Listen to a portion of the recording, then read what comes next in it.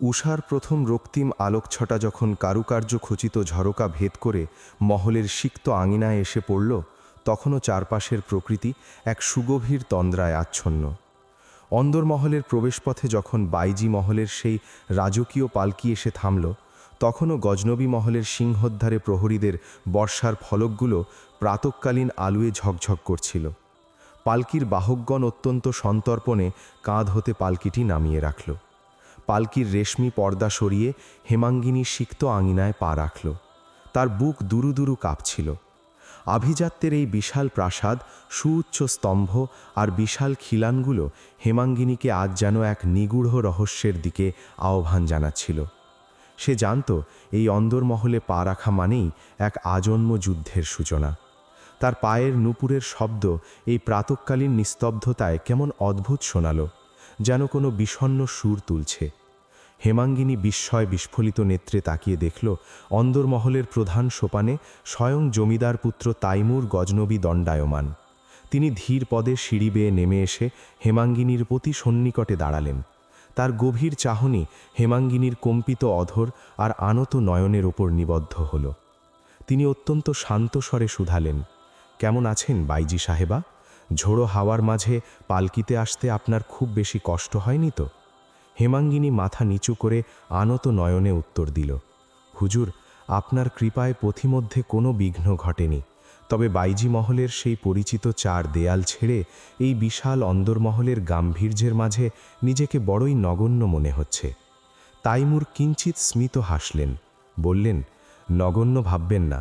এই মহলের প্রতিটি প্রস্তরখণ্ড আজ আপনার আগমনে ধন্য। অন্দরমহলের এই নতুন পরিবেশ মানিয়ে নিতে হয়তো আপনার কয়েকদিন সময় লাগবে, অতি স্বাভাবিক বিষয়। তবে আমি আপনার পাশে আছি। আপনার ক্লান্ত চোখ দুটো বলছে আপনার বিশ্রাম প্রয়োজন। ঘুম হয়নি বুঝি? হেমাঙ্গিনী মৃদু হেসে উত্তর দিল, সে তো কারো আগমনের অপেক্ষায় আপনার দু চোখের পাতাও এক হয়নি হুজুর। তাইমুরের হাসি প্রশস্ত হল। তিনি বললেন, চলুন, আপনার কক্ষটি দেখে নিন। তাইমুর অত্যন্ত সসম্মানে হেমাঙ্গিনীকে অন্দরমহলের ভেতরে নিয়ে যেতে লাগলেন। অভ্যন্তরে প্রবেশের সাথে সাথে তিনি বলে উঠলেন, বাইজি সাহেবা, এই বিশাল প্রস্তরখণ্ডের প্রাসাদে আপনার ন্যায় একজন মহৎ শিল্পীকে স্বাগতম। আপনি হয়তো ভাবছেন এই অন্দরমহল আপনার জন্য কেবল একটি কারাগার, তবে বিশ্বাস রাখুন, যত্মে কোনো ত্রুটি হবে না। আপনার প্রতিটি নিঃশ্বাস এই মহলের সম্মানের অংশ। হেমাঙ্গিনী কোনো উত্তর দিল না। সে শুধুমাত্র মুগ্ধ নয়নে তার সামনে দাঁড়িয়ে থাকা এই বলিষ্ঠ পুরুষটিকে অবলোকন করছিল। তাইমুর হেমাঙ্গিনীকে নিয়ে অন্দরমহলের এক নির্জন সুসজ্জিত কক্ষের সামনে এসে দাঁড়ালেন। কক্ষটি অন্দরমহলের মূল খাসমহলের বেশ সন্নিকটে। সেগুন কাঠের কারুকার্য খচিত বিশাল দুয়ারের পাল্লা দুটো সরিয়ে তাইমুর হেমাঙ্গিনীকে ভেতরে প্রবেশের ইঙ্গিত করলেন। ভেতরে প্রবেশ করতেই হেমাঙ্গিনী এক অপূর্ব চন্দন ও জাফরানি আতরের সুবাসে আবিষ্ট হল। কক্ষের বিশালতা দেখে তার চক্ষু চড়ক গাছ। শ্বেত পাথরের মেঝেতে পারস্যের গাঢ় নীল রঙের মিহি গালিচা বিছানো। কক্ষের মাঝখানে একটি বিশালাকার পালঙ্ক, যার পায়াগুলো হাতির দাঁতের কারুকার্য করা। পালঙ্কের ওপরে চারকোনা খুঁটি হতে ঝুলে আছে ধবধবে সাদা মসলিনের মশারি। কক্ষের একপাশে বড় এক আয়না, যার ফ্রেমটি স্বর্ণখচিত। জানালার কপাটে ঝোলানো দামি মখমলের গাঢ় নাল রঙের জবনিকা। জবনিকাটি সরিয়ে দিলেই বাইরের সিক্ত বাগান আর সুদূর অরণ্যের রহস্যময় ছায়া চোখে পড়ে। দেওয়ালে ঝোলানো গজনবী বংশের বীরত্বের তৈলচিত্র আর পিতলের সুদৃশ্য প্রদীপগুলো কক্ষটিকে এক রাজকীয় গাম্ভীর্য প্রদান করেছে। এক কোণে রাখা শ্বেত পাথরের ফুলদানিতে তাজা রজনীগন্ধার গুচ্ছ কক্ষের আভিজাত্যকে আরও বহুগুণ বাড়িয়ে দিয়েছে। তাইমুর গম্ভীর স্বরে বললেন, আজ হতে এটিই আপনার বিচরণ ক্ষেত্র। আমি চাই না গজনবী মহলের শ্রেষ্ঠ শিল্পী কোনো সাধারণ দাসীশালায় অবস্থান করুক। এই কক্ষ আপনার যোগ্য মর্যাদা রক্ষা করবে। ঠিক সেই মুহূর্তে অলঙ্কারের সুমধুর ঝঙ্কার তুলে সুলতানা কক্ষে প্রবেশ করলেন। তার মুখমণ্ডলে সেই চিরচেনা অবোধ বালিকার অভিনয়।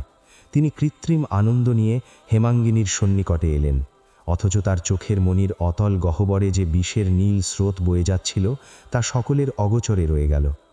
সুলতানা অত্যন্ত ধূর্ততার সাথে হেমাঙ্গিনীর চিবুক স্পর্শ করে এক বিচিত্র হাসি দিয়ে হেমাঙ্গিনীকে বললেন, হেমাঙ্গিনী? সুলতান বিস্ময়শ্রিত স্বরে শুধালেন, আপনি চিনতে পেরেছেন? সুলতানা লজ্জা মিশ্রিত হেসে উত্তর দিলেন, আপনি কি আমায় এতটাই অবোধ মনে করেন হুজুর? আমি গজনবী মাহফিলের রত্নকে চিনতে পারবো না? এমন অপরূপা সুন্দরী আর গুণবতী নারীকে সাথী হিসাবে পেয়ে আমি ধন্য। এরপর সুলতানা হেমাঙ্গিনীর পানে চেয়ে বললেন, আপনি চিন্তা করবেন না, এই অন্দরমহলের প্রতিটি রীতিনীতি, আচার আচরণ আমরা শিখে নেব। আমরা দুজনে মিলে এই নির্জীব মহলকে মাতিয়ে রাখব, তাই নয় কি? হেমাঙ্গিনী কুর্নিশ জানিয়ে সহমত পোষণ করল। আপনি বিশ্রাম করুন, আমি এখন আসছি। তাইমুরের দিকে ফিরে অবনত মস্তিষ্কে সম্মান জানিয়ে সুলতানা গটগট করে নিজের কক্ষের দিকে চলে গেলেন। পরিচারিকারাও তার পিছু নিল। খাবেমরা চলে গেলে অন্দরমহলের সেই সুসজ্জিত নিভৃত কক্ষে তখন তাইমুর আর হেমাঙ্গিনী একা রয়ে গেলেন। কক্ষের ভারী জবনিকাগুলো প্রাতঃকালীন সিক্ত বাতাসে কাঁপছিল। তাইমুর যেন এই সময়ের অপেক্ষার প্রহর গুনছিলেন। তিনি হেমাঙ্গিনীর অত্যন্ত নিকটে এগিয়ে এলেন। তার শরীরের সেই পুরুষালী চন্দন সুঘ্রাণে হেমাঙ্গিনী নেশাগ্রস্ত হল। তাইমুর কোনো ভনিতা করলেন না। হেমাঙ্গিনীর দুই ক্ষুদ্র হাত নিজের বলিষ্ঠ হাতের মুঠোয় নিলেন। হেমাঙ্গিনী ভয়ে আর লজ্জায় সিটিয়ে গিয়ে কম্পিত স্বরে বললেন, হুজুর, কেউ দেখে ফেললে সর্বনাশ হয়ে যাবে। একজন বাইজির সাথে আপনার এই সান্নিধ্য কারো নজরে এলে আপনার মর্যাদা ক্ষুণ্ণ হবে। তাইমুর রহস্যময় হাসি দিয়ে হেমাঙ্গিনীকে নিজের বলিষ্ঠ বক্ষের অত্যন্ত কাছে টেনে নিলেন। তার গলার স্বর তখন আবেগে রুদ্ধপ্রায়। তিনি অত্যন্ত নিচু স্বরে নিজের ঠোঁটজোড়া হেমাঙ্গিনীর তীর তীর করে কাঁপতে থাকা ওষ্ঠদয়ের অতি সন্নিকটে এনে ফিসফিস করে বললেন, এই মুহূর্তে এই বিশাল প্রাসাদের নিভৃত কক্ষে কেউ আমাদের মাঝে প্রাচীর হয়ে দাঁড়াতে পারবে না। আর মর্যাদার কথা বলছেন? গজনবী মহলের সম্মান আমি যেমন রক্ষা করতে জানি, তেমনি আমার হৃদয়ের অধিকার প্রতিষ্ঠা করতেও আমি পিছপা হই না। রজনীর সেই ঝোড়ো হাওয়ার মাঝে আমাদের কথাগুলো অপূর্ণ রয়ে গিয়েছিল। আমার সেই আমানতকে আজ এই প্রাসাদে সশরীরে সুলক্ষিত পেয়ে আমার হৃদয়ে প্রশান্তির বৃষ্টি ঝরছে। আপনার চোখের মায়ায় আমি বন্দী হয়ে গেছি। হেমাঙ্গিনী তাইমুরের উষ্ণ বক্ষে মুখ লুকিয়ে ফেলল। অনুভব করল তার হৃৎপিণ্ডের দ্রুত স্পন্দন। তাইমুর অত্যন্ত আবেগঘন হয়ে হেমাঙ্গিনীর ললাটে চুমু আঁকলেন। তার হাত জোড়া ধীরে ধীরে হেমাঙ্গিনীর মুখাবালব হতে চিবুকের দিকে নেমে এলো। পুনরায় তাইমুরের মুখমণ্ডল হেমাঙ্গিনীর সিক্ত অধরের অতি সন্নিকটে চলে এলো। কামাতুর শিহরণে হেমাঙ্গিনী চোখ বুজল। সে তার সমস্ত সত্তা আজ ভালোবেসে তাইমুরের কাছে সমর্পণ করতে প্রস্তুত। দুজনের অধরে সামান্য স্পর্শ লাগতেই কক্ষের দরজায় সশব্দে করাঘাত পড়ল। তাইমুর এক মুহূর্তের জন্য থমকে গেলেন। তার চোখ মুখে বিরক্তি ফুটে উঠল। ক্রোধে লাল হয়ে গেল মুখমণ্ডল। হেমাঙ্গিনী দ্রুত তার আঁচল সামলে দূরে সরে গেল। কক্ষের ভেতরে অত্যন্ত তটস্থ ভঙ্গিতে প্রবেশ করলেন শোভন মির্জা। কুর্নিশ জানিয়ে তিনি বললেন, বেয়াদবি মার্জনা করবেন হুজুর, তবে পরিস্থিতি অত্যন্ত গুরুতর। রাজনৈতিক পরিমণ্ডলে এক নিদারুণ জটিলতা দেখা দিয়েছে। ব্রিটিশ রেসিডেন্টের পক্ষ হতে এক বিশেষ পরোয়ানা এসছে। হুজুর সিকান্দার গজনবী আপনাকে অত্যন্ত জরুরি ভিত্তিতে তলব করেছেন। তিনি বৈঠকখানায় আপনার জন্য চরম অস্থিরতায় প্রতীক্ষা করছেন। এক মুহূর্ত বিলম্ব করার অবকাশ নেই হুজুর, বিষয়টির গুরুত্ব অপরিসীম। তাইমুরের ললাট মুহূর্তেই কুঁচকে গেল। তার দুই চোখের সেই প্রেমের কোমল বহনি মুহূর্তেই এক কঠোর যোদ্ধার জিঘাংসায় রূপান্তরিত হল। তাইমুর হেমাঙ্গিনীর দিকে একবার গভীর দৃষ্টিতে তাকালেন। স্বাভাবিক গলায় বললেন, আপনি আপনার কক্ষেই অবস্থান করুন, বিশ্রাম নিন।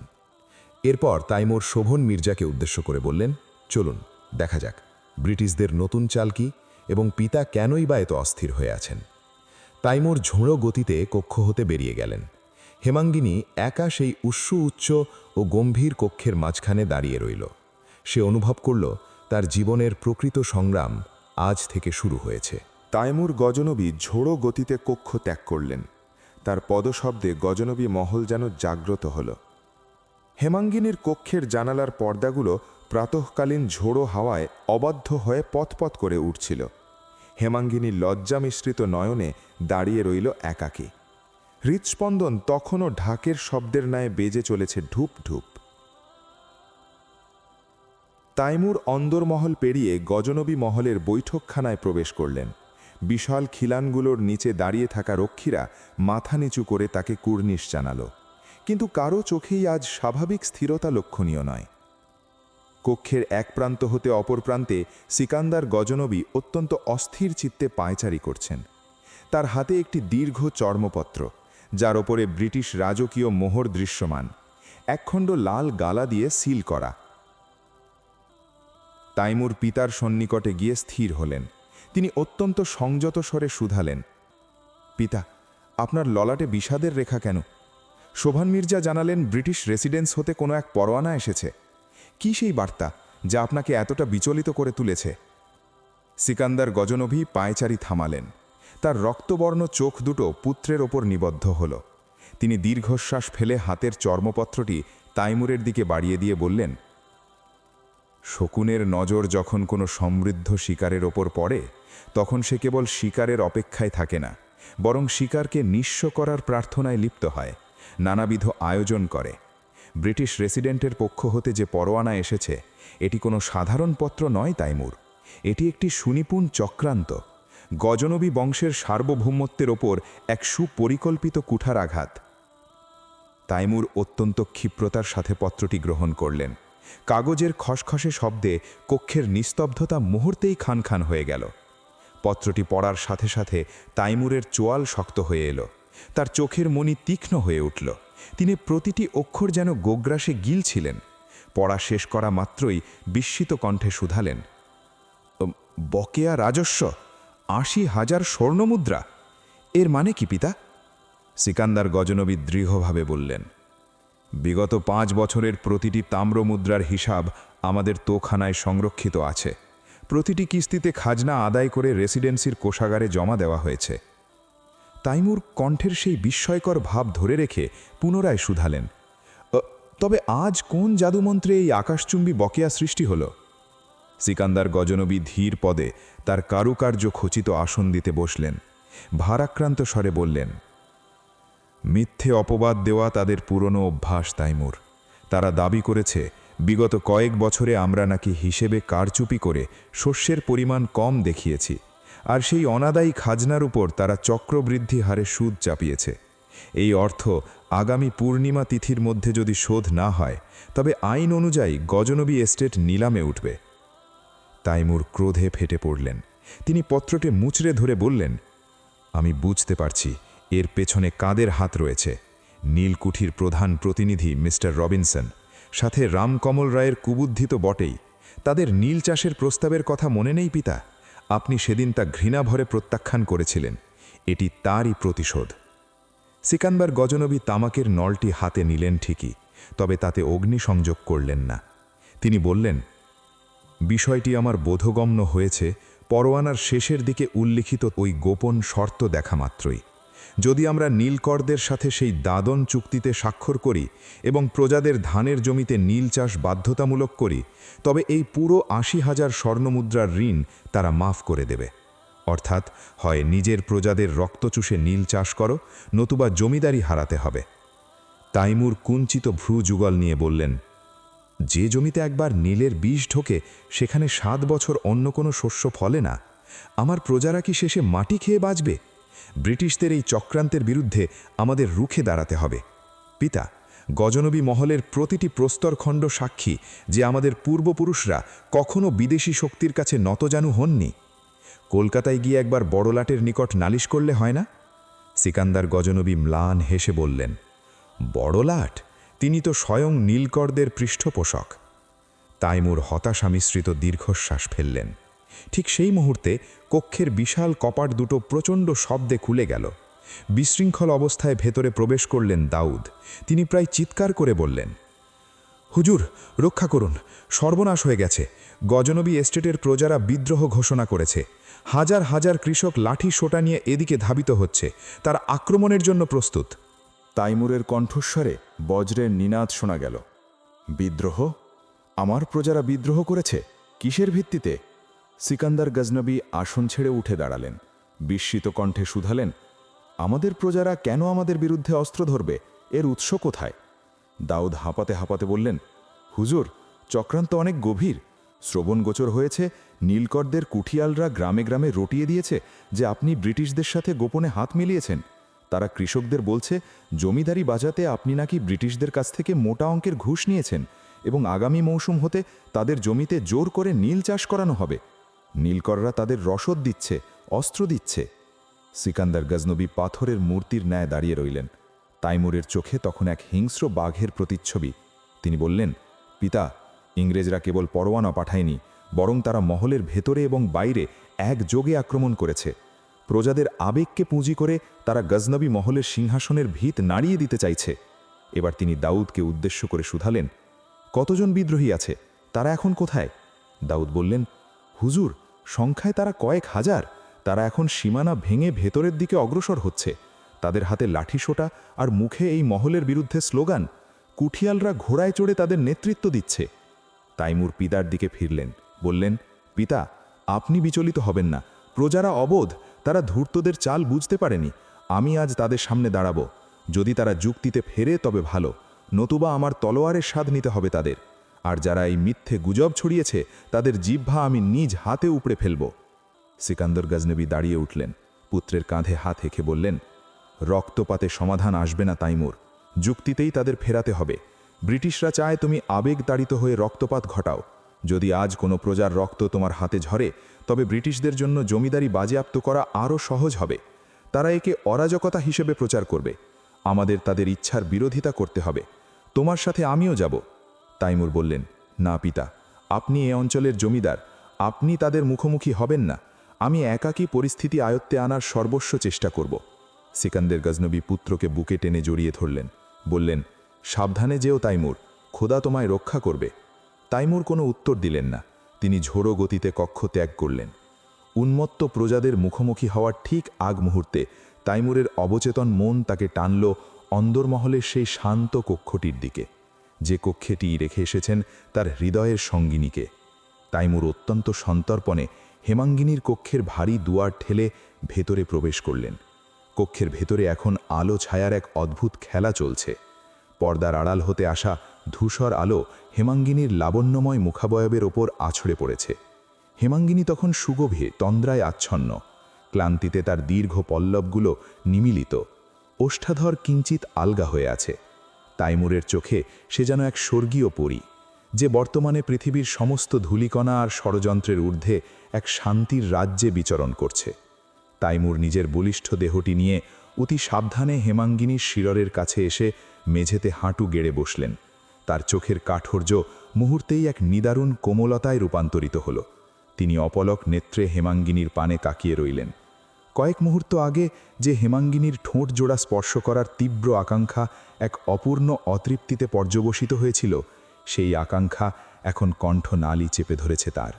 তাইমুর জানেন না কয়েক দণ্ড পরে রণক্ষেত্রে তার জন্য কি অপেক্ষা করছে। হতে পারে এটিই তাদের শেষ দেখা।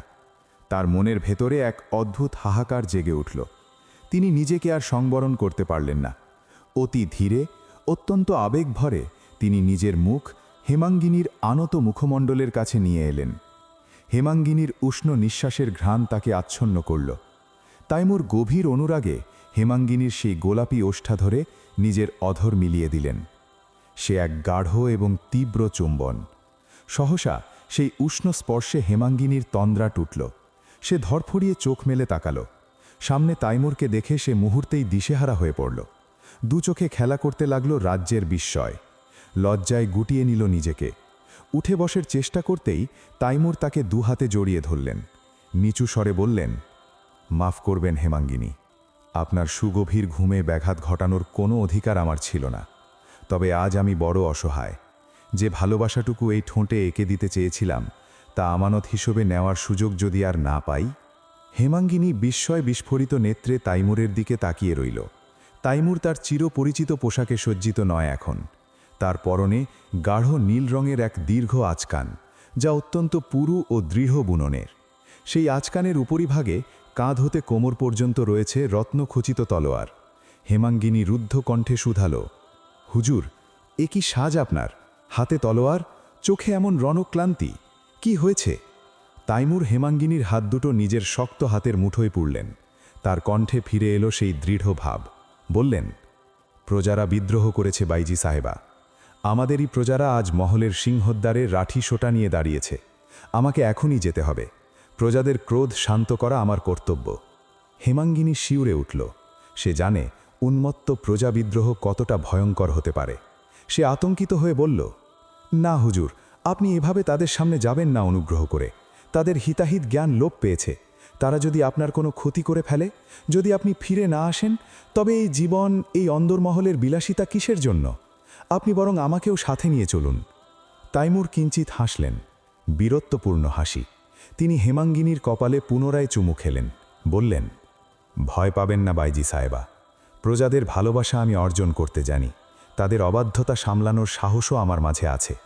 তবে হ্যাঁ, যদি আজ আমি ফিরে না আসি, তবে জেনে রাখবেন, রণক্ষেত্রে যাওয়ার আগে আমার শেষ ভালোবাসাটুকু আমি আপনার ওষ্ঠেই রেখে গেলাম বাইজি সাহেবা। এই স্মৃতিটুকু সম্বল করেই যেন আমি শেষ নিঃশ্বাস ত্যাগ করতে পারি। হেমাঙ্গিনীর চোখ ভিজে এলো। সে তাইমুরের বক্ষে মুখ লুকিয়ে ফুপিয়ে কেঁদে উঠল, বলল, হুজুর, আপনি যে আমাকে সম্মান দিয়েছেন তা আমার আকাশ কুসুম কল্পনাতেও ছিল না। আপনি ফিরে না আসলে এই কক্ষ আমার জন্য কবরখানা হয়ে যাবে। দয়া করে ফিরে আসবেন, আমার জন্য, গাজনবী এস্টেটের জন্য। কথা দিন হুজুর। কথা দিলাম বাইজি সাহেবা। তাইমুর হেমাঙ্গিনীকে তার বাহুডোর হতে আলতো করে ছাড়িয়ে নিয়ে উঠে দাঁড়ালেন। তলোয়ারের খাপটি ঠিক করে নিয়ে দরজার দিকে এগিয়ে গেলেন। যাওয়ার সময় একবারও পেছনে ফিরে তাকালেন না। দুয়ারের বাইরে শোভান মির্জা অপেক্ষা করছিলেন। তাইমুর তার উদ্দেশ্যে গম্ভীর স্বরে বললেন, মির্জা, অন্দরমহলের এই কক্ষটির নিরাপত্তার ভার আপনার ওপর সোপর্দ করলাম। পাহারায় যেন কোনো ত্রুটি না হয়। আমি আসছি। তাইমুরের পায়ের শব্দ মিলিয়ে যেতেই হেমাঙ্গিনী পালঙ্কের ওপর লুটিয়ে পড়ল। কাঁদতে লাগল সে। দূর থেকে ভেসে আসছে সহস্র মানুষের ক্রুদ্ধ চিৎকার আর রণদামামা।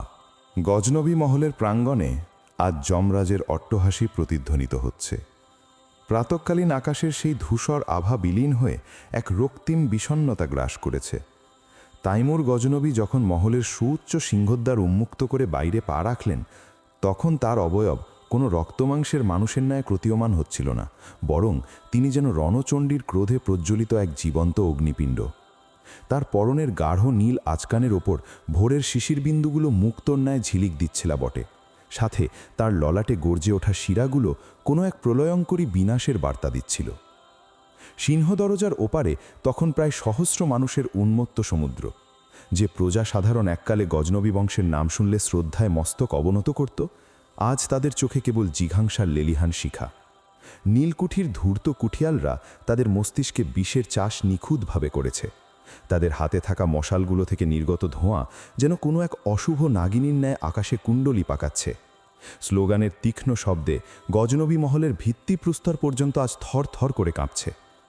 জালিম জমিদারের রক্ত চাই, গজনবী মহলে আগুন জ্বালো। তাইমুর তার তিজি অশ্ব জুলফিকারের বলগা টেনে ঠিক জনসমুদ্রের মধ্যিখানে গিয়ে দাঁড়ালেন। তার পেছনে স্বল্প সংখ্যক অনুগত রক্ষী, যাদের মুখে আজ আসন্ন মৃত্যুর ছায়া। তবে তাইমুর থমকে যাবার পাত্র নয়। তার মস্তকে আজ কেবল বংশের মর্যাদা আর নীলকরদের এই বিশ্বাসঘাতকতার দহন। তিনি তার কণ্ঠনালীর ভেতর হতে এক বজ্র নির্ঘোষ হুঙ্কার ছাড়লেন, অবোধের দল, কার ইশারায় তোমরা আজ নিজ অন্নদাতার দুয়ারে অস্ত্র হাতে দাঁড়িয়েছ? গজনবী মহলের প্রতিটি প্রস্তরখণ্ড তোমাদের পূর্বপুরুষদের ঘাম আর আমাদের পূর্বপুরুষদের দাক্ষিণ্যে সিক্ত। আজ সেই পবিত্র মাটিতেই তোমরা কলঙ্কের বীজ বপন করতে এসেছ। ভিড়ের একদম অগ্রভাগে দাঁড়িয়েছিল প্রজা গগন সর্দার। লোকটির দেহ বলশালী, আর চোখে ব্রিটিশদের শিখিয়ে দেওয়া অন্ধ আক্রোশ। সে তার হাতের বল্লমটি সজোরে মাটিতে ঠুকে চিৎকার করে উঠল, মিথ্যা প্রবোধ দেবেন না ছোট হুজুর। ৮০,০০০ স্বর্ণমুদ্রার বিনিময়ে আপনারা আমাদের আবাদি জমি নীলকরদের দাদন চুক্তিতে সঁপে দিয়েছেন। আমরা না খেয়ে মরব, আমাদের সন্ততিরা শ্মশানে পরিণত হবে, তা কেবল আপনাদের এই রাজকীয় বিলাসিতার জন্য। আজ এই মহলের দাম্ভিকতা আমরা ধুলোয় মিশিয়ে দেব। তাইমুর সামান্য হাসলেন, তবে সে হাসিতে কোনো আনন্দের লেশমাত্র ছিল না, বরং তা ছিল এক গভীর বেদনাবোধের আর্তনাদ। পুনরায় বললেন, আপনারা কি একবারও স্থির মস্তিকে ভেবে দেখেছেন এই ৮০,০০০ স্বর্ণমুদ্রার গুপ্ত সংবাদ আপনাদের এই অতি সাধারণ কুটিরে পৌঁছালো কিভাবে? যে মিস্টার রবিনসন আর রামকমল রায় আপনাদের হাতেই জ্বলন্ত মশাল তুলে দিয়ে নেপথ্যে দাঁড়িয়ে তামাশা দেখছে, তারা কি আপনাদের পরম আত্মীয়? তারা আপনাদের পরম হেতকাঙ্ক্ষী সেজে আজ আপনাদেরই ঘর পোড়ানোর এক অশুভ আয়োজন করেছে। নীলকুঠির ওই ধূর্ত ফিরিঙ্গিগুলো আপনাদের ভূমি হরণ করার নিমিত্তে এই নিপুণ চক্রান্তের মায়া জাল বুনেছে। আপনারা কি স্বচক্ষে দেখতে পাচ্ছেন না যে আপনাদের এই অন্ধ বিদ্রোহের আড়ালে তারা আসলে গজনবী মহলের সার্বভৌমত্ব হরণ করতে উদ্গ্রীব? ভিড়ের অগ্রভাগে থাকা একজন বলশালী প্রজা অবজ্ঞার হাসি হেসে উঠল। ঠিক তখনই পেছন থেকে নীলকুঠির এক বেতনভুক্ত চর উচ্চস্বরে বলে উঠল, শোনো ভাইয়েরা, ছোট হুজুর এখন আমাদের মন ভোলাতে সুনিপুণ কূটতর্কের জাল বিস্তার করছেন। তিনি আমাদের বুদ্ধি লোপ করে সেই দলিলে টিপসই নেবার ফন্দি আঁকছেন। প্রজাদের মধ্যে অবিশ্বাসের এক প্রবল গুঞ্জন বয়ে গেল। রহমত শেখ নামক এক বৃদ্ধ কৃষক, যার ললাটে অভিজ্ঞতার অসংখ্য বলিরেখা, তিনি কাঁপা কাঁপা কণ্ঠে চিৎকার করে উঠলেন, হুজুর, নীলকুঠির সাহেবরা আমাদের সেই দাদন চুক্তির নকল দেখিয়েছে। সেখানে বড় হুজুরের রাজকীয় মোহর সুস্পষ্ট অঙ্কিত আছে।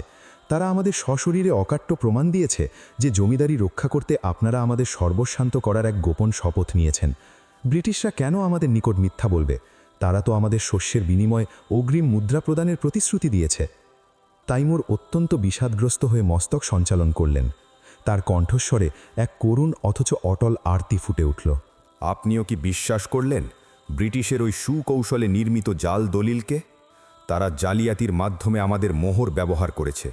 তারা আপনাদের শস্যের ন্যায্য মূল্য দেবে না, বরং আপনাদের উর্বর মৃত্তিকায় নীলের বিষ ঠুকিয়ে আপনাদের আমৃত্যু আপন ভূমিতেই কৃতদাসে পরিণত করবে।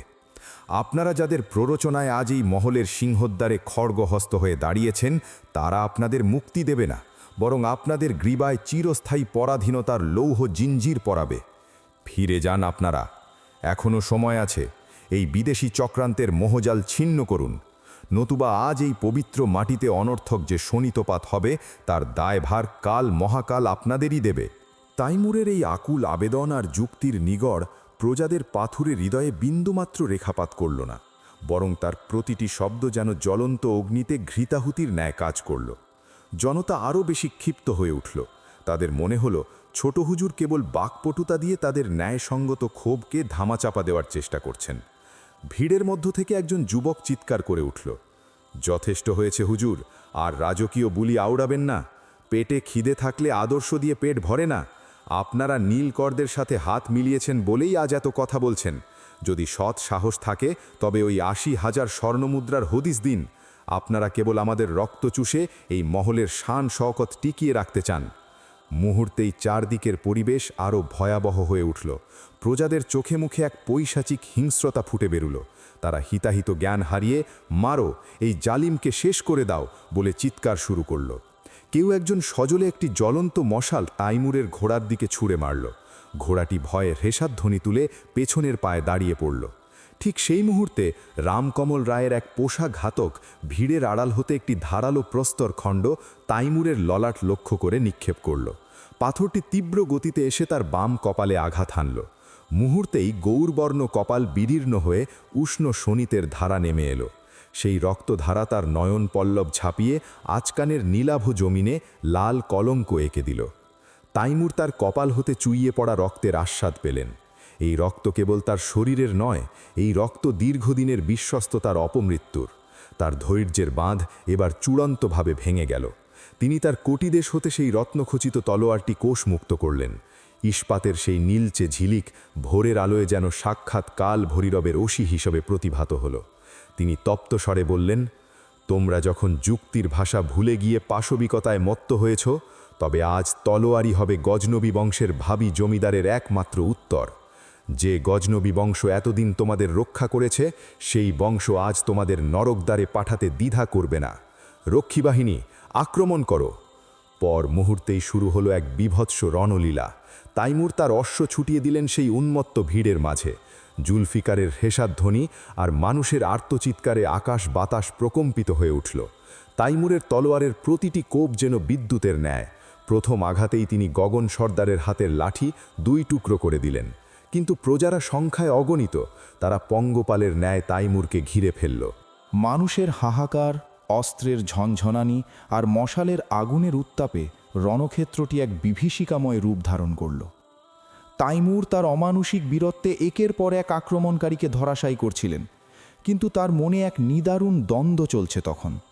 যাদের তিনি রক্ষা করতে চেয়েছিলেন, আজ তাদের শরীরেই তার তলোয়ারের ফলা বিঁধছে। রক্তের গন্ধে বাতাস ভারী হয়ে উঠল। ছিন্ন ভিন্ন দেহ আর বিচ্ছিন্ন অঙ্গ প্রত্যঙ্গের মাঝে তাইমুর দাঁড়িয়ে রইলেন এক অকুতভয় সেনাপতির ন্যায়। এদিকে অন্দরমহলের সেই শান্ত প্রকোষ্ঠে হেমাঙ্গিনী জানালায় দাঁড়িয়ে এই ধ্বংসলীলা প্রত্যক্ষ করছিল। ঝোড়ো বাতাসে জানালার পর্দাগুলো উন্মত্তের ন্যায় উঠছে। হেমাঙ্গিনীর দু চোখ বেয়ে লোনা জল গড়িয়ে পড়ছিল। সে দেখল তাইমুরের সেই শুভ্র আচকান আজ প্রজাদের আর তার নিজের রক্তে একাকার হয়ে গেছে। সে বিড়বিড় করে বলছিল, হুজুর, ফিরে আসুন। এই জমিদারি, এই ঐশ্বর্য কিছুই তো মানুষের জীবনের চেয়ে বড় নয়। খোদা, কেন আপনি এমন পরীক্ষা নিচ্ছেন? সহসা কক্ষের ভারী কপাট খুলে শোভান মির্জা ভেতরে প্রবেশ করলেন। তার হস্তদ্বয় কাঁপছিল আর কপারে বিন্দু বিন্দু ঘাম। তিনি কম্পিত স্বরে বললেন, বাইজি সাহেবা, সর্বনাশ হয়ে গেছে। নীলকুঠির কুঠিয়ালরা প্রজাদের আড়ালে থেকে মাস্কেট রাইফেল ব্যবহার করছে। ছোট হুজুরকে চারপাশ থেকে ঘেরাও করা হয়েছে। তারা মহলের প্রধান তোরণে আগুন ধরিয়ে দিয়েছে। আপনি এখনই গোপন সুড়ঙ্গ দিয়ে প্রস্থান করুন।